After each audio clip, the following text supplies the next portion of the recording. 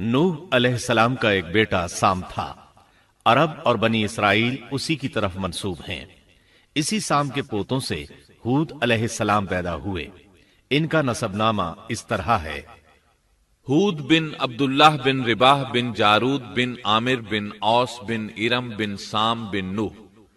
ہود علیہ السلام کی قوم کو قوم عاد اور قوم ارم بھی کہا جاتا ہے، کیونکہ عاد اور ارم ہود علیہ السلام کے اجداد تھے۔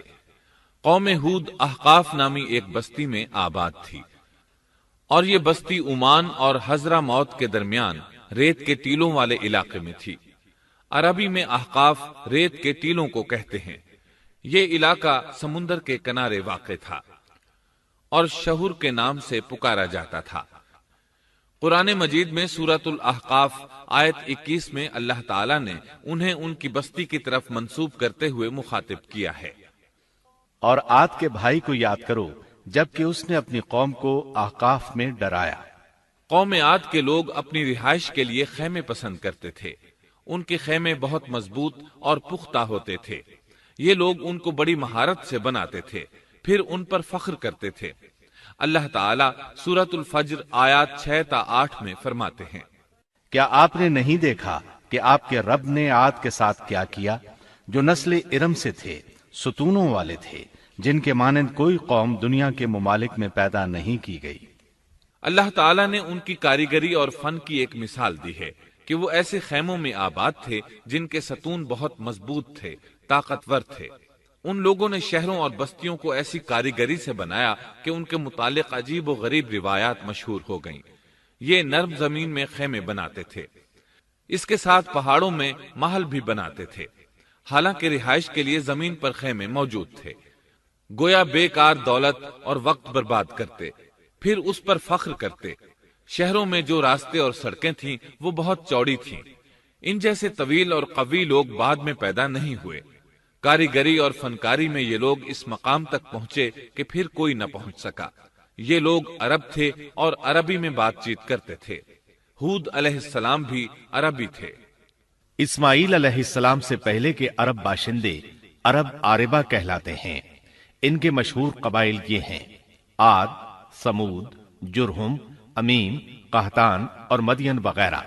ابراہیم علیہ السلام کی اولاد میں اسماعیل علیہ السلام کے بعد آنے والے لوگ عرب مستعربہ کہلاتے ہیں۔ اسماعیل علیہ السلام عربی نہیں تھے، کنعانی تھے۔ جب ابراہیم علیہ السلام اسماعیل علیہ السلام کو مکہ معظمہ میں چھوڑ آئے اور اسماعیل علیہ السلام نے عربوں سے میل جول قائم کیا تو ان سے عربی سیکھ لی اور اس میں بہت مہارت پیدا کر لی، یہاں تک کہ آپ کو عرب کا فصیح کہا جانے لگا۔ اہل عرب میں فصاحت و بلاغت آپ ہی سے آئی۔ رسول اللہ صلی اللہ علیہ وسلم بھی اسی انداز میں فصیح و بلیغ عربی میں بات کرتے تھے۔ طوفان نوح کے بعد جب دوبارہ لوگوں کو پیدا کیا گیا تو وہ ایک مرتبہ پھر ان بستیوں میں رہنے کے لیے چلے گئے جہاں نوح علیہ السلام رہا کرتے تھے۔ نوح علیہ السلام شام کے شمال اور ترکی کے جنوبی علاقوں میں رہا کرتے تھے۔ لوگ یہاں آباد ہو گئے۔ پھر یہاں سے کچھ لوگ فلسطین اور شام کی طرف ہجرت کر گئے اور کچھ لوگ جزیرے کی طرف ہجرت کر گئے، اور قوم عاد جزیرے کے جنوب میں آ کر آباد ہو گئی۔ اس وقت تمام لوگ توحید پر تھے۔ طوفان کے ساتھ جب زمین پامال ہو گئی تو اس پر سوائے نوح علیہ السلام کی اولاد کے اور کوئی زندہ نہ رہا۔ یہ لوگ توحید پرست تھے، لیکن وقت کے ساتھ ساتھ قوم عاد آباد ہوئی اور شیطان نے ان کے دلوں میں وسوسہ ڈالا۔ اس طرح وہ شیطان کی عبادت کرنے لگے۔ چنانچہ قوم نوح کے بعد سب سے پہلے جس قوم نے بت پرستی اختیار کی وہ قوم عاد تھی۔ اس قوم کو اللہ تعالیٰ نے بہت ڈیل ڈول دیا تھا۔ وہ بہت طاقتور قوم تھی۔ مفسرین بیان کرتے ہیں کہ ان کے جسم بہت مضبوط اور ٹھوس تھے، قد بہت لمبے تھے۔ آدم علیہ السلام کا قد 60 ہاتھ تھا۔ اس قوم کا قد بھی قریباً اتنا ہی تھا۔ اس طرف سورۃ الاعراف آیت 69 میں اشارہ موجود ہے۔ اللہ تعالیٰ فرماتے ہیں: اور تم وہ حالت یاد کرو جب اللہ نے تمہیں قوم نوح کے بعد جانشین بنایا اور ڈیل ڈول میں تمہیں زیادہ پھیلاؤ دیا، سو تم اللہ کی نعمتوں کو زیادہ یاد کرو تاکہ تم فلاح پا جاؤ۔ ہود علیہ السلام کی زبانی اللہ تعالیٰ ان کی فنکاری کو بیان کرتے ہوئے فرماتے ہیں کہ ہود علیہ السلام نے ان سے کہا، کیا تم ایک ایک ٹیلے پر بطور کھیل نشان لگا رہے ہو؟ مطلب یہ کہ یہ لوگ پہاڑوں کی چوٹیوں پر محل تعمیر کرتے تھے۔ جب ان سے کہا جاتا کہ تم رہتے تو زمین پر ہو اور گھر پہاڑوں پر بناتے ہو، اس کی کیا وجہ ہے؟ اور تم اتنے مضبوط محل تعمیر کر رہے ہو، گویا ہمیشہ یہیں رہو گے۔ وہ لوگ دراصل ٹیلوں، گھاٹیوں، دروں اور پہاڑوں پر عمارات تعمیر کرتے تھے، اور ان کا مقصد ان میں رہنا نہیں تھا، بلکہ صرف کھیل کود کے لیے ایسا کرتے تھے۔ ہود علیہ السلام نے انہیں جھنجھوڑا کہ تم ایسا کام کیوں کرتے ہو جس کا کوئی مقصد نہیں، جس کام کے فضول ہونے میں کوئی شک نہیں۔ ہود علیہ السلام انہیں واعظ کرتے تھے۔ اے میری قوم، اللہ نے تمہیں بڑی قوت سے نوازا ہے۔ تمہاری طاقت کا عالم یہ ہے کہ جب تم کسی پر ہاتھ ڈالتے ہو تو ظلم کرتے ہو، کوئی شخص تمہارے سامنے آنا گوارا نہیں کرتا۔ لہذا اللہ سے ڈرو اور میری پیروی کرو، اس سے ڈرو جس نے ان چیزوں سے تمہاری مدد کی۔ اللہ تعالیٰ نے اپنی ہر طرح کی نعمت، مال، اسباب، اولاد، باغات، شہر، قوت، جسامت اور صنعت کاری سے تمہیں نوازا ہے، لہذا تم اللہ سے ڈرو اور میری اطاعت کرو۔ لیکن ان کی قوم نے کوئی اثر نہ لیا، نہ ان پر ایمان لائی، الٹا لگی تکبر کرنے، اللہ کی حمد کی بجائے اس کی ناشکری کرنے لگی۔ اور تکبر کے بارے میں بات یہ ہے کہ جب سے ابلیس نے اس کو اختیار کیا، یہ اس وقت سے آزمائش بن چکا ہے۔ اللہ تعالیٰ سورہ حامیم السجدہ آیت 15 میں فرماتے ہیں، پس قوم عاد نے تو بے وجہ زمین میں سرکشی شروع کر دی اور کہنے لگے کہ ہم سے زوراور کون ہے؟ کیا انہیں یہ نظر نہ آیا کہ جس اللہ نے انہیں پیدا کیا ہے وہ ان سے بہت ہی زیادہ زوراور ہے؟ جب یہ لوگ اپنی سرکشی اور کفر میں حد سے بڑھ گئے، تب اللہ تعالیٰ نے ہود علیہ السلام کو ان کی طرف بھیجا۔ انہوں نے انہیں اللہ کی طرف بلایا اور کہا، اے میری قوم، اللہ کی عبادت کرو، اس کے سوا تمہارا کوئی معبود نہیں۔ کیا تم ڈرتے نہیں؟ قوم کے کافر سردار کہنے لگے، ہم تو دیکھتے ہیں کہ تو نری بے وقوفی میں ہے، ہمارے خیال میں تو جھوٹا ہے۔ اس پر ہود علیہ السلام نے فرمایا، میری قوم، میں بے وقوف نہیں، میں تو تمام جہانوں کے پروردگار کی طرف سے بھیجا گیا ہوں، تمہیں اپنے رب کے پیغامات پہنچا رہا ہوں، اور ہوں بھی تمہارا دلی خیر خواہ اور امانت دار۔ کیا تم اس بات سے تعجب کرتے ہو کہ تم میں سے ایک شخص کی معرفت، اللہ کا ذکر تم تک پہنچا کہ وہ تمہیں خبردار کر دے؟ تم اللہ کی اس نعمت کو یاد کرو کہ اس نے تمہیں قوم نوح کے بعد خلیفہ بنایا اور ڈیل ڈول میں تمہیں زیادہ پھیلاؤ دیا۔ تم اللہ کے احسانات کو یاد کرو تاکہ فلاح اور نجات پا جاؤ۔ ہود علیہ السلام نے اللہ کی عظیم نعمتوں کے ساتھ انہیں نصیحت کی، لیکن وہ بدبخت کفر ہی کرتے رہے۔ آخر انہیں جھنجھوڑنے کے لیے انہوں نے فرمایا، اے میری قوم، اللہ ہی کی عبادت کرو، اس کے سوا تمہارا کوئی معبود نہیں۔ تم تو صرف بہتان بازی کر رہے ہو، یعنی جن بتوں کی تم پوجا کر رہے ہو ان کی پوجا تم نے خود گھڑی ہے۔ اللہ تعالیٰ نے تو اس کے متعلق کوئی دلیل نازل نہیں فرمائی۔ میری قوم کے لوگوں، میں تم سے اس دعوت و تبلیغ کی کوئی اجرت نہیں مانگتا، میرا اجر اس کے ذمے ہے جس نے مجھے پیدا کیا ہے، تو کیا تم پھر بھی عقل سے کام نہیں لیتے؟ اے میری قوم کے لوگوں، اپنے رب سے گزشتہ گناہوں کی معافی طلب کرو، آئندہ گناہوں سے توبہ کرو، تاکہ وہ برسنے والے بادل تم پر بھیج دے اور تمہیں طاقت میں اور بڑھا دے، تاکہ تم گناہگار ہونے کے باوجود روگردانی نہ کرو۔ ہود علیہ السلام مسلسل انہیں دعوت دیتے رہے، لیکن وہ ظالم قوم نوح کی طرح ان کا مذاق اڑانے لگی اور کہنے لگی، ہمارے خیال میں تو بے وقوف ہے، اور شاید تو ہمارے کسی معبود کے بڑے جھپٹے میں آ گیا ہے، تو ہمارے بتوں کو برا کہتا ہے، اس لیے ان میں سے کسی کی مار تم پر پڑی ہے، اسی لیے تو ذہنی مریض بن گیا ہے۔ وہ ظالم لوگ چونکہ آخرت پر ایمان نہیں رکھتے تھے اور دنیا میں خوشحالی کی زندگی بسر کر رہے تھے، اور تھے بھی اپنی قوم کے سردار، اس لیے اپنے ماتحتوں سے کہنے لگے، یہ تو تم جیسا ہی انسان ہے، وہی کچھ کھاتا ہے جو تم کھاتے ہو، اور پیتا بھی وہی کچھ ہے جو تم پیتے ہو۔ اب اگر تم نے اپنے جیسے انسان کی اطاعت قبول کر لی تو سخت خسارے میں رہو گے، کیا یہ تمہیں اس بات سے دھمکاتا ہے کہ جب تم مر کر خاک اور ہڈیاں بن جاؤ گے تو پھر زندہ کیے جاؤ گے؟ ہرگز نہیں، یہ بات امکان سے باہر ہے جس کا وعدہ تم سے کیا جاتا ہے۔ یہ زندگی تو صرف دنیا کی ہے، ہم مرتے جیتے رہتے ہیں، ہم پھر نہیں اٹھائے جائیں گے۔ یہ تو وہ شخص ہے جس نے اللہ پر جھوٹ باندھا ہے، ہم اس پر یقین کرنے والے نہیں۔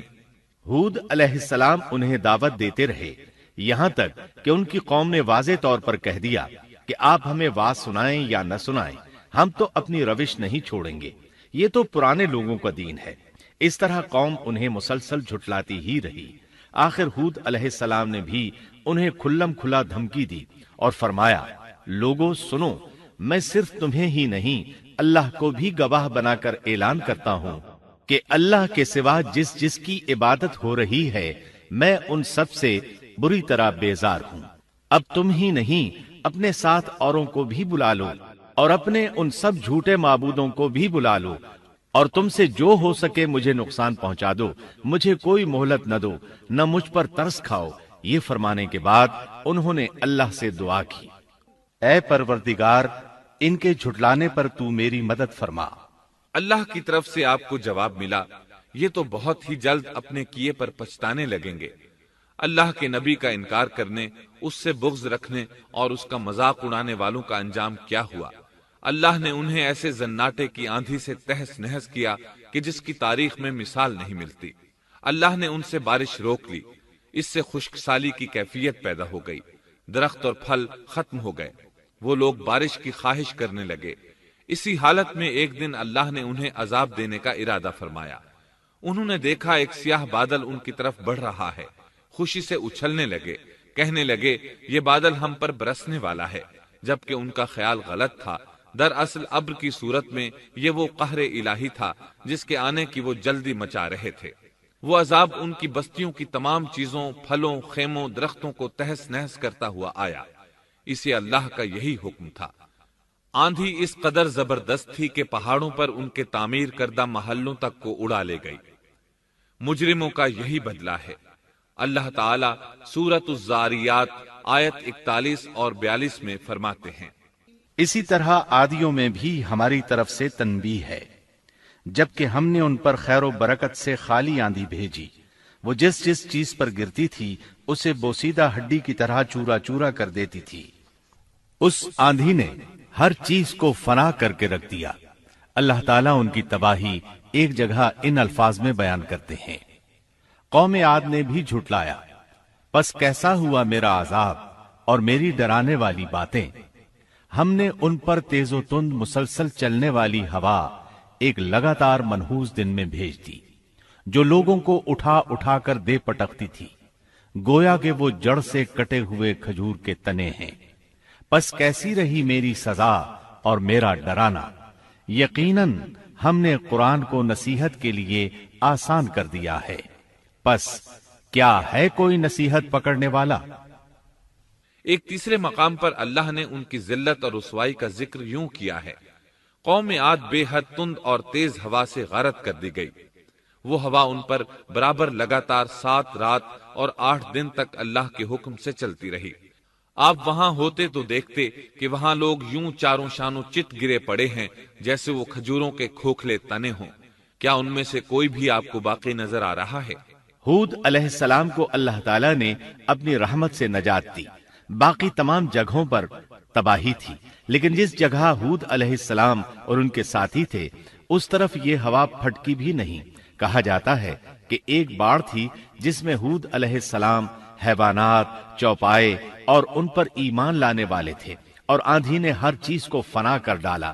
اللہ تعالیٰ سورہ آراف آیت 72 میں فرماتے ہیں، غرض ہم نے انہیں اور ان کے ساتھیوں کو اپنی رحمت سے بچا لیا اور ان لوگوں کی جڑ کاٹ دی جنہوں نے ہماری آیتوں کو جھٹلایا تھا اور وہ ایمان لانے والے نہ تھے۔ اسی طرح سورہ ہود میں اللہ فرماتے ہیں، جب ہمارا حکم آ پہنچا تو ہم نے ہود کو اور ان کے ساتھیوں کو اپنی خاص رحمت سے نجات دی، ہم نے ان سب کو سخت عذاب سے صاف بچا لیا۔